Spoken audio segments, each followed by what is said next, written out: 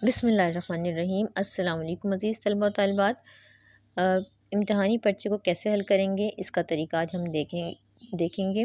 तो इसके लिए हमने ये मार्कर यूज़ करेंगे 605 और 604 और एक नॉर्मल मार्कर कहते हैं इसको।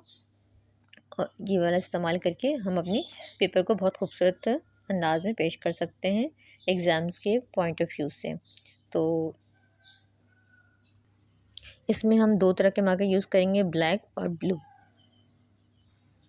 एक वीडियो में बना चुके हैं जिसमें पेन के पकड़ने का तरीका और इसकी नोक को किस तरह रखते हैं, किस एंगल पर रखेंगे जिससे मार्कर को आप खड़ा रखेंगे और फिर इसकी राइटिंग करेंगे। अगर आपने हुर्फ़ों की पहले से प्रैक्टिस की भी होगी तो फिर ये आप आसानी से इसको प्रेजेंटेशन को तैयार कर सकते हैं। जो उसकी मेन हेडिंग होती है उसके लिए हम 605 मार्कर यूज़ करते हैं और सब हेडिंग के लिए हम 604 मार्कर यूज़ करते हैं। और इसका जो मॉडल पेपर है वो मेरे चैनल पे मौजूद है, जैसे कि हिस्सा बे मुख्तसर जवाब के सवालात और मंदरजा झैल अशार में से किसी दो की तशरीह शायर के हवाले और तारुफ के साथ कीजिए। ये क्वेश्चन पहला है जो कभी मॉडल पेपर एग्ज़ाम का आया है उर्दू के पेपर का। तो उसमें कुछ अशार हैं जिसमें से मैंने एक शेर लिया है, उसके लिए मैं इसकी तशरीह और इसके नज़म का उन्वान, शायर का नाम किस तरह लिखेंगे और पेपर किस तरह तैयार करेंगे और उसकी तशरीह किस तरह करेंगे ये मैं आपको बताऊँगी। इसमें हिस्सा बे की हम पहले हेडिंग लगाएंगे और इसके नीचे लाइन जो है वो सबसे लास्ट में लगाएंगे, जो हम लाइन लगाएंगे। और सवाल नंबर 2 है ये, तो वो लिखेंगे। उसके बाद हिस्सा गज़ल में से है तो हम हिस्सा गज़ल लिखेंगे। सवाल नंबर की जो हेडिंग है उसको हम 604 से डालेंगे और क्योंकि पेपर में सवाल नंबर होते हैं तो सवाल नंबर डालेंगे और शेर के भी नंबर होते हैं, जब हम शेर लिखेंगे तो उसके भी नंबर डालेंगे।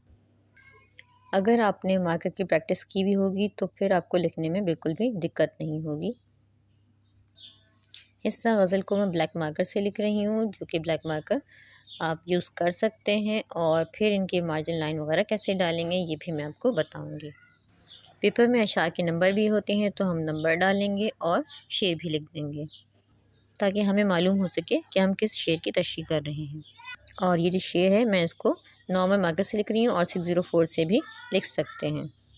और ये मैं स्लो लिख कर दिखा रही हूँ, लेकिन आपकी जब प्रैक्टिस होगी तो आप इसको पेपर में आराम से स्पीड में लिख सकेंगे। आप ये ना समझिएगा कि टाइम ख़त्म हो जाएगा, जब प्रैक्टिस होगी ना तो आप बड़े आराम से लिख सकते हैं। 604 से छोटे छोटे हरूफ बनेंगे, इसकी नोक ज़रा पतली होती है और बहुत प्यारी सी राइटिंग बना के आपने इसको छोटा छोटा करके लिखना है। शेर लिखते हुए मैं क्योंकि छोटे हरूफ बनाऊँगी तो मैं लाइन को एक लाइन छोड़कर इसमें लिख रही हूँ ताकि सफाई के साथ काम हो। और शेर को लिखते हुए आप ध्यान रखिए कि दोनों मिसरे इसके लिखते हुए बराबर हों। शेर मैंने मार्जिन लाइन से 2 फिंगर के गैप से लिखा है। अब हम शायर के नाम की हेडिंग लगाएंगे। हिस्सा गज़ल की हमने इस तरह से हेडिंग लगा दी और अब इस पर आप ये देखें, इस तरह से आप पेन की मदद से इस सर्कल बनाकर इस तरह का डिज़ाइन कह लें इसको, तो आप ये प्रेजेंटेशन में इस तरह भी बना सकते हैं ताकि हमारा जो ये काम है वो खूबसूरत लगे। इस गज़ल की पोर्शन से हमने गज़ल में से तशरीह कर रहे हैं, जो हम यहाँ पे गज़ल का एक शेर लिखेंगे जो कि मॉडल पेपर में आया हुआ है इस वक्त और मेरे चैनल पे मौजूद है, आप देख सकते हैं इसको। अशार की क्योंकि तशरीह कर रहे हैं हम यहाँ पे, तो हम यहाँ पे हेडिंग लगाएंगे अशार की तशरीह और इसकी हेडिंग मैं लगा रही हूँ नॉर्मल मार्कर से। अब यहाँ पे आप परेशान ना हों कि हमारे पास 604 मार्कर मौजूद नहीं है, तो आपके पास जो भी मार्कर है, मैं नॉर्मल मार्कर से भी हेडिंग लगा कर आपको दिखा रही हूँ। मेरे पास इस वक्त 604 मार्कर मौजूद नहीं है, 605 है। तो फिर इसकी अशार की तशरीह की हेडिंग जो मैंने नॉर्मल मार्कर से जो आम दुकानों पर मिल जाती है उससे लगा रही हूँ। अब ये देखें अशार की तशरीह की हेडिंग लगा चुके हैं। अब हमें यहाँ पे लगानी है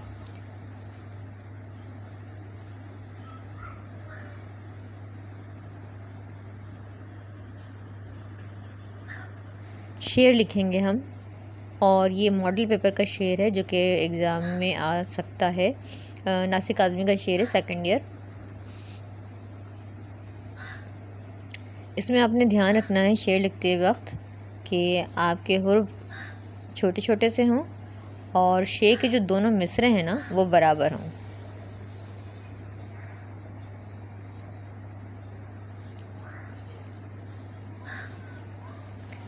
और यहाँ स्लो लिखा जा रहा है, लेकिन जब आपकी प्रैक्टिस होगी तो आप बड़े आराम से इसको स्पीडली लिख सकते हैं।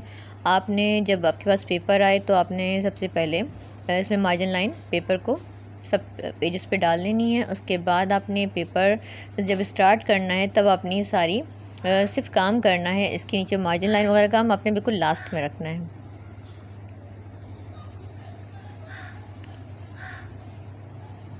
इसकी हुरूफ साइज छोटे में बना रही हूँ और ये देखें ये मिसरे दोनों बराबर होंगे।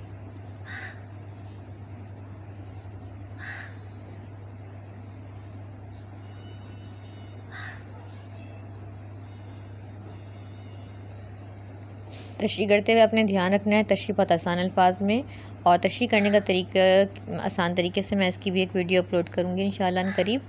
तो पहले अपने शायर का नाम, यहाँ भी मैंने नॉर्मल मार्कर यूज़ कर रही हूँ।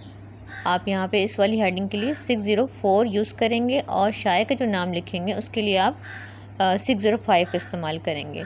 तो शायर का नाम आपको याद होना चाहिए। मफ़हूम जो है वो क्लास के हिसाब से 9th और 10th के लिए 2-2 लाइनें काफ़ी हैं, और फर्स्ट या सेकेंड ईयर के लिए कम से कम 4 लाइनें का मफ़हूम होना चाहिए। तो शायर का नाम यहाँ पे लिखेंगे नासिर काज़मी, और यहाँ पे तखल्लुस पे हम एक निशान होता है वो लगा देंगे, जिससे हमें पता लग जाएगा ये शायर का तखल्लुस है।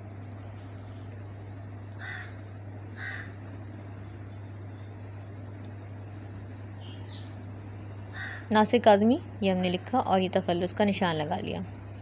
अब मफ़हूम जो है वो वाज़े, और मफ़हूम की भी मैंने हेडिंग जो है वो नॉर्मल मार्कर से लगाई है, जो कि 604 से लगानी है। मफ़हूम जो होना चाहिए वो हमारा मुख्तसर और जामे होना चाहिए, यानी मुख्तसर बात में आपने उस शेर का मायने को वाज़े कर देना है।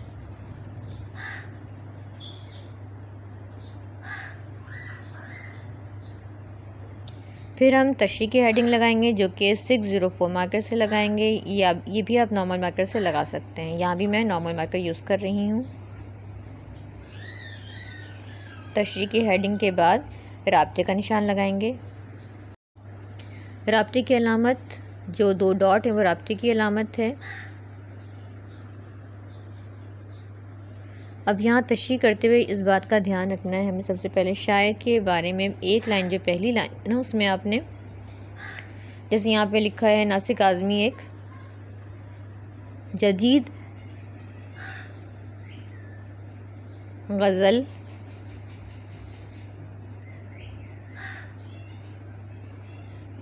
गो शायर हैं। तो जो गज़ल गो को लिखा है वो मैंने मार्कर से लिखा है परमानेंट करने के लिए, ताकि वो वाज़े नज़र आए और काम हमारा अच्छा लगे।